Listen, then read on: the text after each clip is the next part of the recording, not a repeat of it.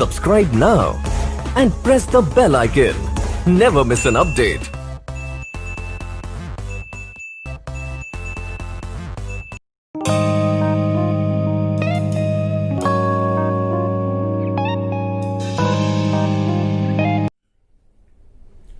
નમસ્કાર વિદ્યાર્થી મિત્રો, વિષય નામાના મૂળ તત્વ, ચેપ્ટર નંબર 5 ભાગીદારનો પ્રવેશ. અને અગાઉના લેક્ચરની અંદર આપણે ભાગીદારના પ્રવેશ અંગેની પ્રારંભિક માહિતીનો અભ્યાસ કર્યો. આ લેક્ચરની અંદર આપણે નફા નુકસાનના નવા પ્રમાણ અને ત્યાગ શોધવાના સૂત્રનો અભ્યાસ કરવાના છે. એટલે કે નફા નુકસાનનું નવું પ્રમાણ કઈ રીતે શોધી શકાય અને ત્યાગ કઈ રીતે શોધી શકાય એ અંગેના સૂત્રનો અભ્યાસ કરવાના છે. આ નવું પ્રમાણ અને ત્યાગ એ બંને અમુક મુદ્દાઓને ધ્યાનમાં લઈને ગણવાના હોય છે. તેમાંનો પ્રથમ મુદ્દો અને અથવા તો પ્રથમ રીત છે, જ્યારે દાખલાની અંદર જૂનું પ્રમાણ નવા ભાગીદારનો નફા ભાગ, કોનો? નવા ભાગીદારનો નફા ભાગ આપેલ હોય ત્યારે શું આપેલ હોય દાખલાની અંદર? તો દાખલાની અંદર આપણાને બે વસ્તુ આપવામાં આવશે. એમાંની પહેલી છે નફા નુકસાનનું જૂનું પ્રમાણ અને નવા ભાગીદારના નફાનો ભાગ આપેલો હોય. કેટલી વસ્તુ? બે. અને આ બંને ઉપરથી જો આપણે નફા નુકસાનનું નવું પ્રમાણ અને ત્યાગ શોધવાનું હોય તો સૌ પ્રથમ આપણે બાકીનો નફો શોધવો પડે. શું શોધવો પડે? બાકીનો નફો. બાકીનો નફો શોધવાનું સૂત્ર છે કુલ નફો માઈનસ નવા ભાગીદારનો, કોનો? નવા ભાગીદારનો નફા ભાગ. કયો ભાગ? નવા ભાગીદારનો નફા ભાગ.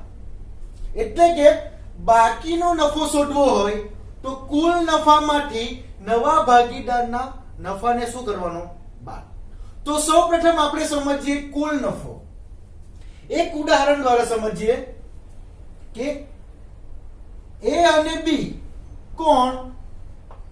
એ અને બી એક ભાગીદારી પેઢીના ભાગીદાર છે. કઈ પેઢીના? ભાગીદારી પેઢીના ભાગીદાર છે. તેઓ સી નામના ભાગીદારને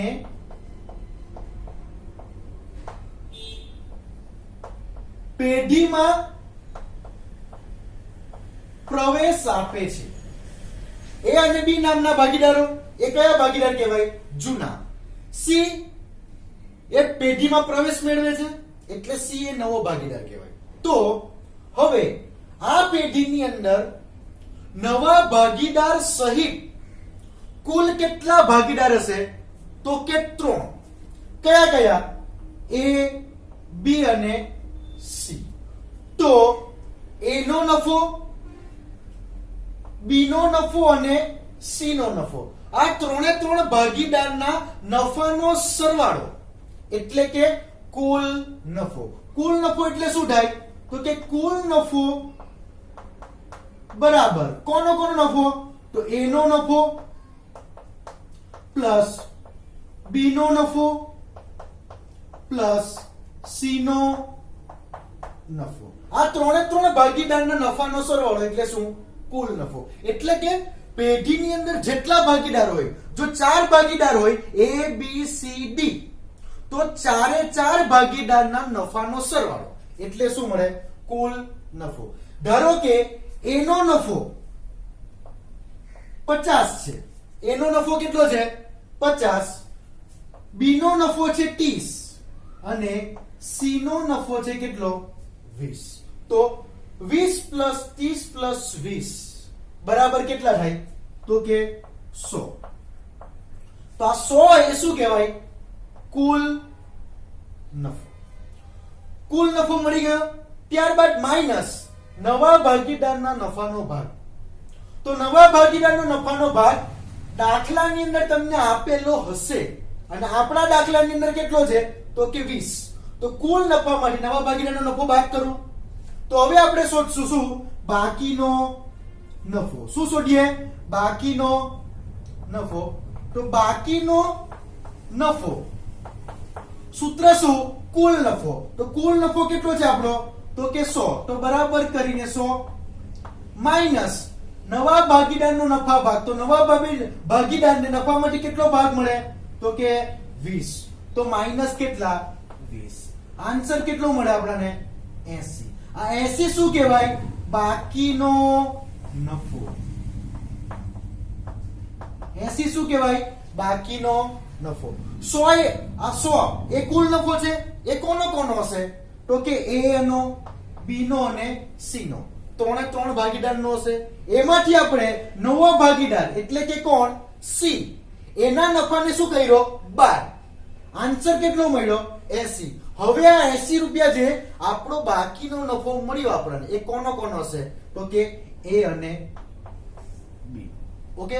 તો હવે જોઈએ તો આ 80 રૂપિયા છે એ શું કહેવાય બાકીનો નફો. આ જે 20 રૂપિયા છે એ શું કહેવાય નવા ભાગીદારનો નફાનો ભાગ. અને આ જે 100 રૂપિયા છે એ શું કહેવાય કુલ નફો. આ રીતે બાકીનો નફો પ્રાપ્ત કરવો. બાકીનો નફો મળે એટલે શું શોધવાનું નવું પ્રમાણ. ત્યાર પછીનું સ્ટેપ કયું નવું પ્રમાણ. તો નવા પ્રમાણનું સૂત્ર આપણું આવશે બાકીનો નફો ગુણ્યા કયું પ્રમાણ આપેલું છે દાખલાની અંદર જૂનું પ્રમાણ. તો બાકીનો નફો ગુણ્યા શું આવશે જૂનું પ્રમાણ. એટલે કે નવું પ્રમાણ શોધવા માટે બાકીનો નફો જે આપણે શોધેલો છે તે અને જૂનું પ્રમાણ જે દાખલામાં આપેલું છે તે એ બંનેનો શું કરવાનો ગુણાકાર કરીએ એટલે આપણને શું મળે નવું પ્રમાણ. નવું પ્રમાણ મળે ત્યાર પછી આપણે શું શોધવાનું છે તો કે ત્યાગ. તો ત્યાગનું સૂત્ર શું આવશે તો કે ત્યાગ બરાબર જૂનો ભાગ માઇનસ નવો ભાગ અથવા તો જૂનું પ્રમાણ માઇનસ નવું પ્રમાણ.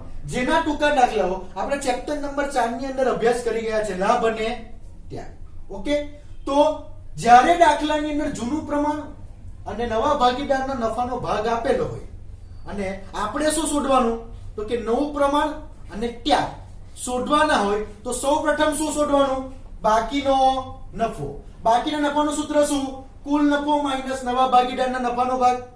ત્યારબાદ શું શોધવાનું બીજું સ્ટેપ તો કે નવું પ્રમાણ બરાબર શું તો કે બાકીનો નફો ગુણ્યા જૂનું પ્રમાણ. અને ત્યારબાદ શોધશું આપણે ત્યાગનું સૂત્ર શું જૂનો ભાગ માઇનસ નવો ભાગ અથવા જૂનું પ્રમાણ માઇનસ નવું પ્રમાણ.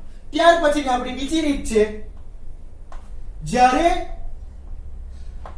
દાખલામાં જૂનું પ્રમાણ ત્યારબાદ નવા ભાગીદારનો નફા ભાગ અને હજુ એક વધારાનો શબ્દ છે એ છે પ્રવેશ બાદનું પ્રમાણ. ઓકે. દાખલામાં કેટલી વસ્તુ આપેલી છે 3. પહેલી કઈ તો કે જૂનું પ્રમાણ, બીજું નવા ભાગીદારનો નફાનો ભાગ અને નંબર 3 છે પ્રવેશ બાદનું પ્રમાણ. હવે આ 3 ઉપરથી ફરી આપણે શું શોધવાનું તો કે નવું પ્રમાણ અને ત્યાગ. તો અગાઉ જે રીતે આપણે જોયું એ જ મુજબ કે પ્રથમ શું શોધીશું તો કે બાકીનો નફાનું સૂત્ર આગળ જોયું શું છે કુલ નફો માઇનસ નવા ભાગીદારના નફાનો ભાગ. તો આમાં પણ શું આવશે? કુલ નફો માઈનસ નવા ભાગીદારનો, કોનો? નવા ભાગીદારનો નફા ભાગ. આગળ જોયું એ સેમ સૂત્ર, બાકીનો નફો બરાબર કુલ નફો માઈનસ નવા ભાગીદારના નફાનો ભાગ. બાકીનો નફો શોધાઈ ગયા બાદ આપણે અગાઉ જોયું તે જ મુજબ શું શોધશું? તો હવે કે નવું પ્રમાણ. તો નવા પ્રમાણનું સૂત્ર શું થશે? તો નવું પ્રમાણ બરાબર શું આવશે? બાકીનો નફો ગુણ્યા પ્રથમ રીતની અંદર, પ્રથમ મુદ્દાની અંદર નવું પ્રમાણ બરાબર શું હતું? બાકીનો નફો ગુણ્યા જૂનું પ્રમાણ. તો હવે આ બીજી રીતની અંદર બાકીનો નફો ગુણ્યા જૂનું પ્રમાણ આવશે નહીં, પણ શું આવશે? પ્રવેશ બાદનું પ્રમાણ. શું આવશે? પ્રવેશ બાદનું પ્રમાણ. એટલે કે બાકીનો નફો અને પ્રવેશ બાદના પ્રમાણનો ગુણાકાર કરીને શું પ્રાપ્ત કરવાનું? નવું પ્રમાણ. નવું પ્રમાણ મળે એટલે શું શોધવાનું? તો કે ત્યાગ. તો ત્યાગનું સૂત્ર આગળ જોયું તે પ્રમાણે શું? જૂનો ભાગ માઈનસ નવો ભાગ એટલે શું મળે? તો કે ત્યાગ. આ સૂત્ર યાદ રાખવા ખૂબ જરૂરી છે. જ્યારે જૂનું પ્રમાણ, નવા ભાગીદારનો નફાનો ભાગ અને પ્રવેશ બાદનું પ્રમાણ આપેલું હોય, અથવા જૂનું પ્રમાણ અને નવા ભાગીદારનો ભાગ આપેલો હોય, ત્યારે સૂત્રમાં ખાલી એક જ ચેન્જીસ છે. શું? તો નવું પ્રમાણ બરાબર બાકીનો નફો ગુણ્યા જૂનું પ્રમાણ છે, ત્યારે અહીં નવું પ્રમાણ બરાબર બાકીનો નફો ગુણ્યા પ્રવેશ બાદનું પ્રમાણ. તો હવે આપણે જોઈશું પદ્ધતિ નંબર 3. પદ્ધતિ નંબર 3 માં દાખલામાં શું આપેલું હશે? તો કે જૂનું પ્રમાણ આપેલું હશે, નવા ભાગીદારનો નફા ભાગ આપેલો હશે, જૂના ભાગીદારો પોતાના ભાગનો અમુક ભાગ ત્યાગ કરતો હોય, કે પછી ભાગીદારે કરેલ ત્યાગ આપેલો હોય, અથવા તો જૂના ભાગીદાર પોતાના ભાગનો અમુક ભાગ નવા ભાગીદારને આપે, અથવા તો જૂના ભાગીદારો નવા ભાગીદારના તરફેણમાં ત્યાગ કરે. એટલે કે દાખલાની અંદર શું આપેલું છે? ત્યાગ. તો સૌપ્રથમ આપણે સમજીએ ત્યાગ એટલે શું. એક ઉદાહરણ દ્વારા સમજીએ. એ અને બી એક ભાગીદારી પેઢીના ભાગીદારો છે. એને 50 રૂપિયા નફો મળે છે અને બી ને પણ 50 રૂપિયા નફો મળે છે. આ એ અને બી ભાગીદાર સી નામના ભાગીદારને 30 રૂપિયા નફો આપવાની શરતે પેઢીમાં શું આપે છે? પ્રવેશ. એ અને બી એ જૂના ભાગીદાર, સી એ નવો ભાગીદાર કહેવાય. અને આ 30 રૂપિયા જે નફો છે એ 30 રૂપિયા એ નવા ભાગીદારનો એટલે કે સી નો નફા ભાગ કહેવાય. 30 રૂપિયા શું કહેવાય? નવા ભાગીદારનો નફાનો ભાગ કહેવાય. તો હવે આ 30 રૂપિયા છે એ નવા ભાગીદારને કોણ આપશે? તો કે એ અને બી. કોણ આપશે? એ અને બી આપશે. ક્યાંથી આપશે? તો કે પોતાના નફામાંથી. એનો નફો કેટલો છે? 50. બી નો નફો કેટલો છે? તો કે 50. એ પોતાના નફામાંથી નવા ભાગીદારને ભાગ આપશે. તો જોઈએ કે એ પોતાના નફામાંથી 20 રૂપિયા અને બી પોતાના નફામાંથી કેટલા રૂપિયા? 10 રૂપિયા એ સી ને આપે છે. શું કરે છે? સી ને આપે. તો એને શું કહેવાય? ત્યાગ. ત્યાગ એટલે શું? ફરી વાત કરું છું કે જૂના ભાગીદાર પોતાના નફામાંથી અમુક ભાગ નવા ભાગીદારને આપે. તો આપે એટલે શું કહેવાય? ત્યાગ. એટલે કે જૂના ભાગીદાર આપે છે તો એ જૂના ભાગીદાર માટે શું કહેવાશે? ત્યાગ. તો આ 20 રૂપિયા જે છે એ કોનો?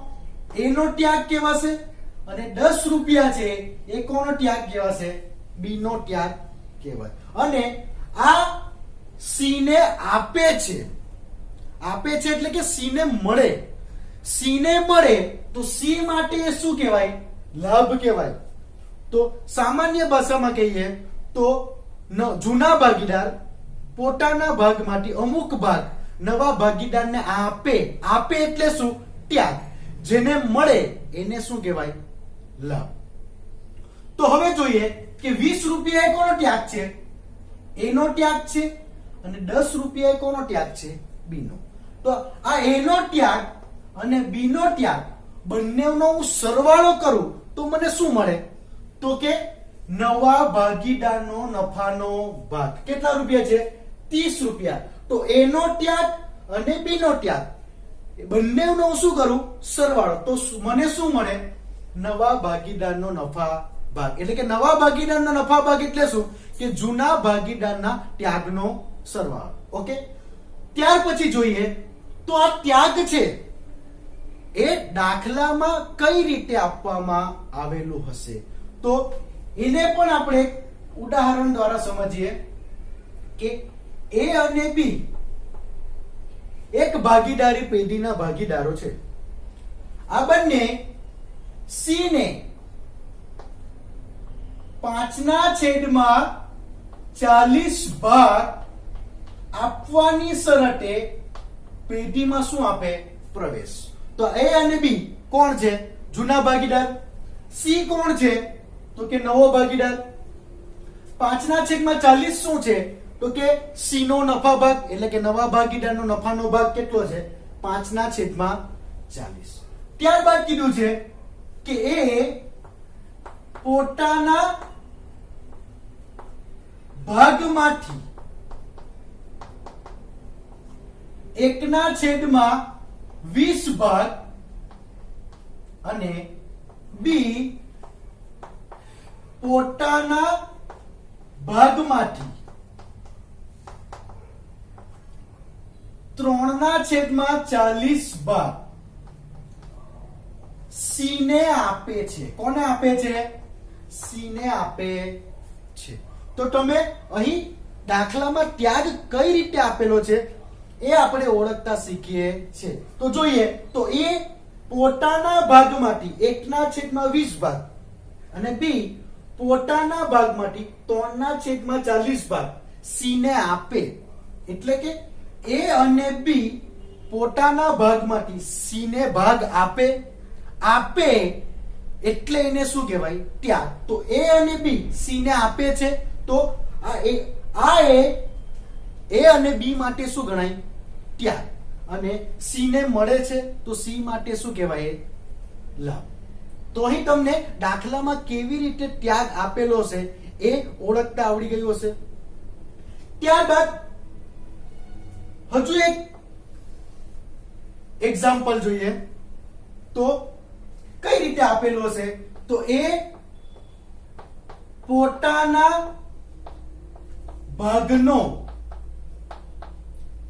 1/3 ભાગ અને બી પોતાના ભાગનો, બી કોનો? પોતાના ભાગનો 1/4 ભાગ એ સી ની તરફેણમાં ત્યાગ કરે. એટલે કે એ પોતાના ભાગનો 1/3 ભાગ અને બી પોતાના ભાગનો 1/4 ભાગ કોની? સી ની તરફેણમાં ત્યાગ કરે છે.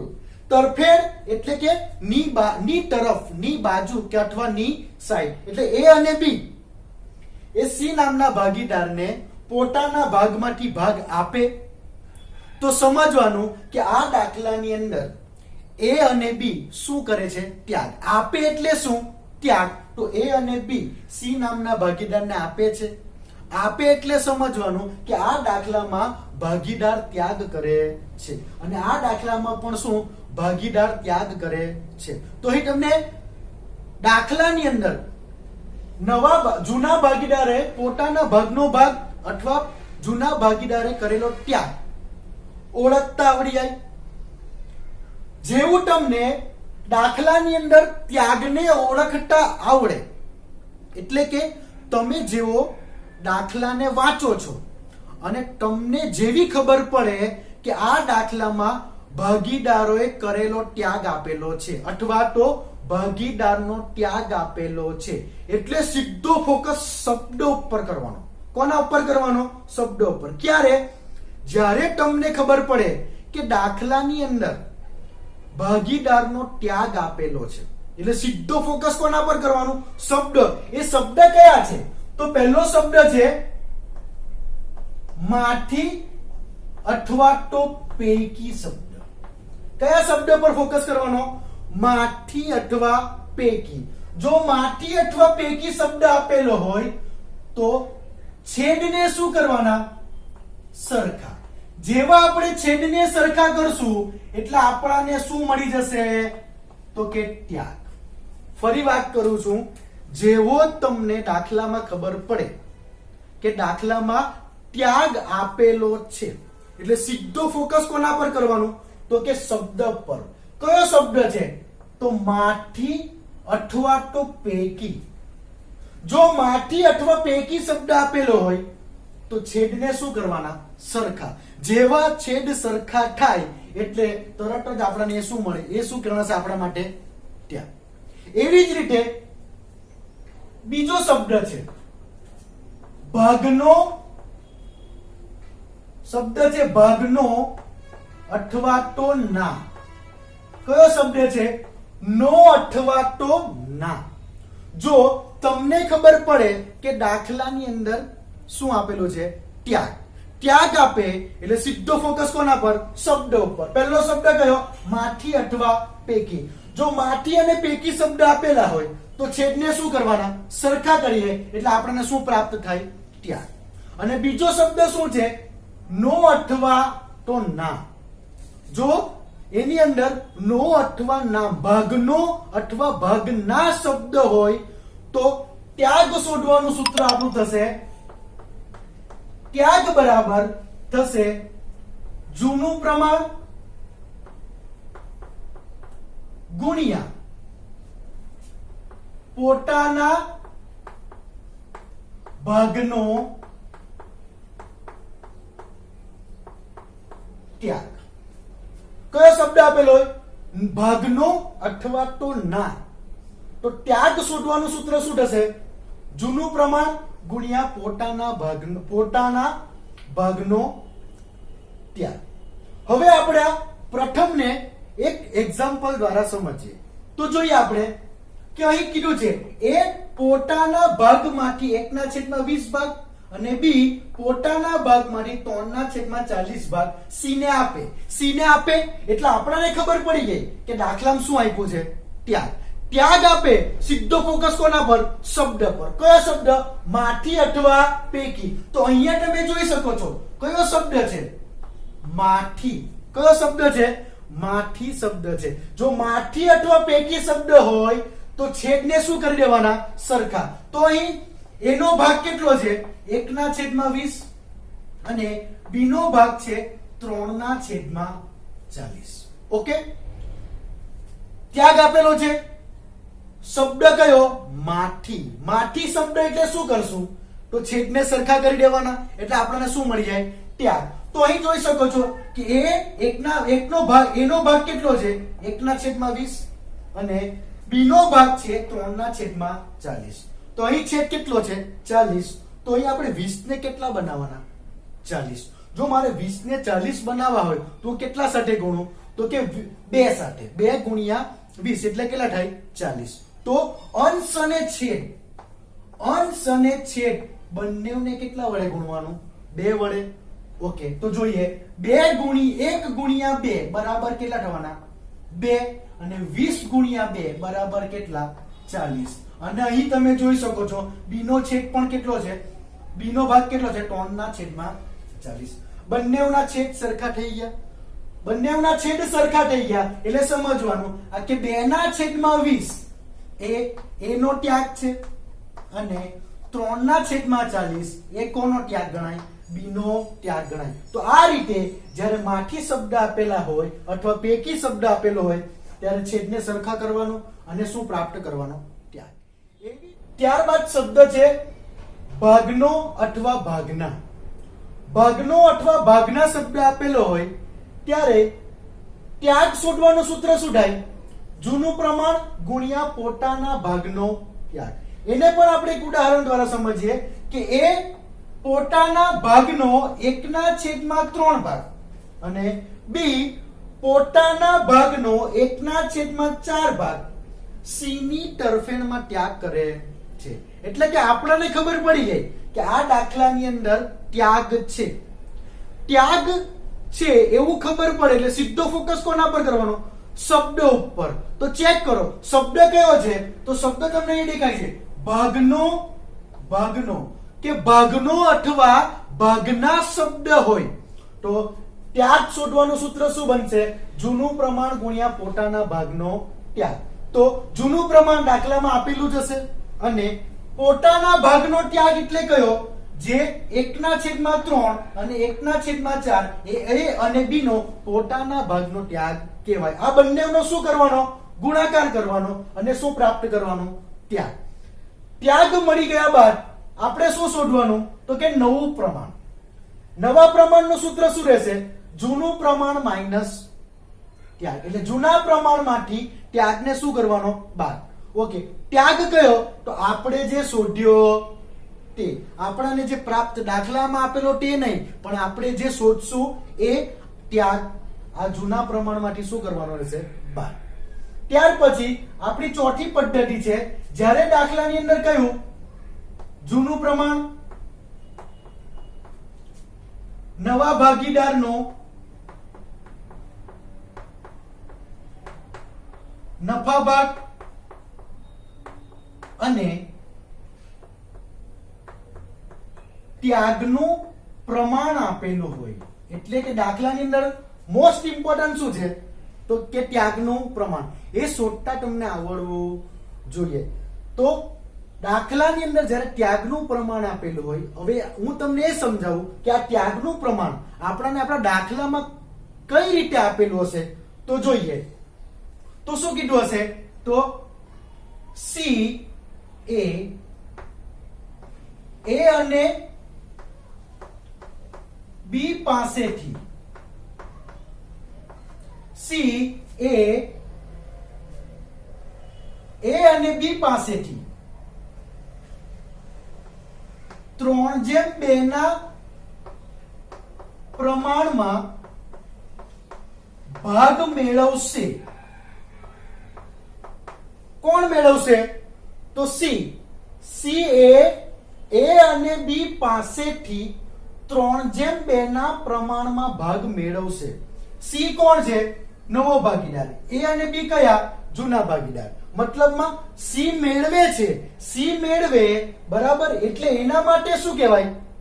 તો લાભ કહેવાય. પણ એ અને બી સી ને આપશે તો જ સી મેળવશે ને. એટલે કે એ અને બી સી ને આપશે. આપે એટલે શું કહેવાય? ત્યાગ. પણ એ ત્યાગ કયા સ્વરૂપમાં આપેલું છે? પ્રમાણના સ્વરૂપમાં. જો શું કીધું છે? 3/2 ના પ્રમાણમાં. તો ત્યાગનું પ્રમાણ દાખલાની અંદર આ રીતે આપેલું હશે. આ રીતે આપેલું એટલે સમજી લેવાનું કે દાખલાની અંદર ત્યાગનું પ્રમાણ આપેલું છે. જો ત્યાગનું પ્રમાણ આપેલું હોય તો સૌપ્રથમ આપણે શું શોધવાનું? તો કે ત્યાગ. ત્યાગનું પ્રમાણ આપેલું હોય તો સૌપ્રથમ શું શોધવાનું? ત્યાગ. ત્યાગ શોધવાનું સૂત્ર શું થશે? તો કે નવા ભાગીદારનો. કોનો? નવા ભાગીદારનો નફા ભાગ ગુણ્યા ત્યાગનું પ્રમાણ. જ્યારે દાખલામાં ત્યાગનું પ્રમાણ આપેલું હોય તો સૌપ્રથમ શું શોધશું? ત્યાગ. ત્યાગ શોધવાનું સૂત્ર શું થશે? તો કે નવા ભાગીદારના નફાનો ભાગ ગુણ્યા ત્યાગનું પ્રમાણ. નવા ભાગીદારનો નફા ભાગ તમને આપેલો જ હશે. એ નવા ભાગીદારના નફા ભાગ સાથે ત્યાગનું પ્રમાણ એટલે કયું? 3/2. આ બંનેનો શું કરવાનો? ગુણાકાર કરવાનો. અને ગુણાકાર કરીએ શું પ્રાપ્ત કરવાનું? ત્યાગ. જેવો ત્યાગ મળે એટલે આપણે શું શોધશું? તો કે નવું પ્રમાણ. શું શોધશું? નવું પ્રમાણ. તો નવું પ્રમાણ અગાઉ જે જોયું એ પ્રમાણે સૂત્ર શું છે? જૂનું પ્રમાણ માઇનસ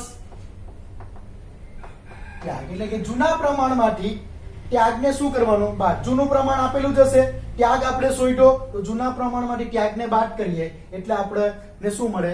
નવું પ્રમાણ. પણ ક્યારે? જ્યારે ત્યાગનું પ્રમાણ આપેલું હોય ત્યારે. સૌપ્રથમ શું શોધીશું? ત્યાગ. ત્યારબાદ શું શોધીશું? નવું પ્રમાણ. હવે કેટલીક વાર દાખલાની અંદર એવું બને કે નવા ભાગીદારનો, કોનો? નવા ભાગીદારનો નફાનો ભાગ આપેલો ન હોય. શું આપેલો ન હોય? નવા ભાગીદારના નફાનો ભાગ આપેલ ન હોય. તો નવા ભાગીદારના નફાનો ભાગ કેવી રીતે શોધવો?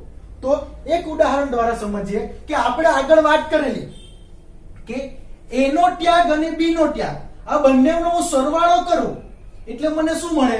તો કે નવા ભાગીદારનો નફાનો ભાગ. એટલે કે જેટલા જૂના ભાગીદારો છે એ જૂના ભાગીદારો જે ત્યાગ કરે, શું કરે? ત્યાગ. તો જોઈએ એ C ને કેટલો ભાગ મળે છે? 30. એ કોણ આપે? A અને B. A નો ત્યાગ 20 રૂપિયા શું છે? તો કે A નો ત્યાગ. 10 રૂપિયા શું છે? તો કે B નો ત્યાગ. તો A નો ત્યાગ અને B નો ત્યાગ આ બંનેનો જ્યારે સરવાળો થાય ત્યારે શું મળે? નવા ભાગીદારનો ભાગ. તો નવા ભાગીદારનો ભાગ જ્યારે દાખલામાં નહીં આપેલો હોય તો સૂત્ર શું આવશે? તો કે નવા ભાગીદારનો શું?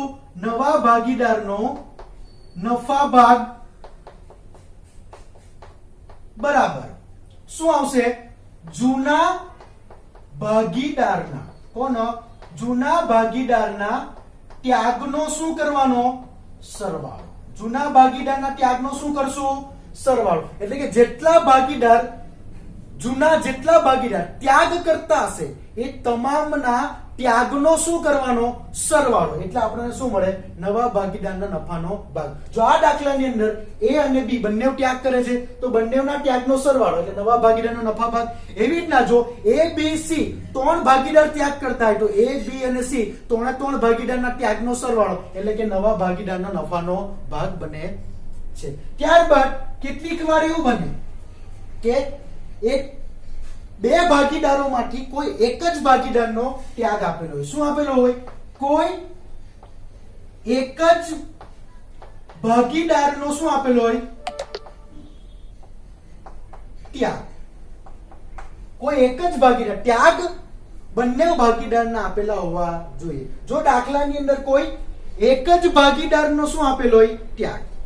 કેટલા ભાગીદારનો? એક. તો બીજા ભાગીદારનો ત્યાગ કઈ રીતે શોધાય? તો અહીં જોઈએ આપણે કે નવા ભાગીદારનો ભાગ કેટલો છે? 30. A નો ત્યાગ કેટલો? 20. B નો ત્યાગ કેટલો? 20. હવે સમજી લેવું કે આપણાને દાખલાની અંદર B નો ત્યાગ આપેલો નથી તો કઈ રીતે મળશે? તો આપણે નવા ભાગીદારના નફાનો ભાગ કેટલો છે? 30. એમાંથી A નો ત્યાગ હું બાદ કરી નાખું તો કેટલા વધે? 10. તો એ 10 એ કોનો ત્યાગ હશે? તો કે B નો ત્યાગ. જો A નો ત્યાગ નહીં આપેલો હોય તો નવા ભાગીદારના ભાગના ભાગમાંથી B ના ભાગનો B નો ત્યાગને શું કરી નાખવાનું? બાદ. એટલે આપણને કોનો ત્યાગ મળી જાય? A નો. એટલે કે કોઈ એક ભાગીદારનો ત્યાગ આપેલો હોય ત્યારે બીજા ભાગીદારનો ત્યાગ શોધવો હોય તો શું? તો કે બીજા ભાગીદારનો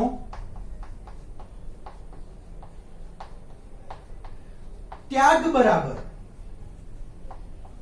નવા ભાગીદારનો, કોનો? નવા ભાગીદારનો નફા ભાગ માઇનસ પ્રથમ ભાગીદારનો, કોનો? પ્રથમ ભાગીદારનો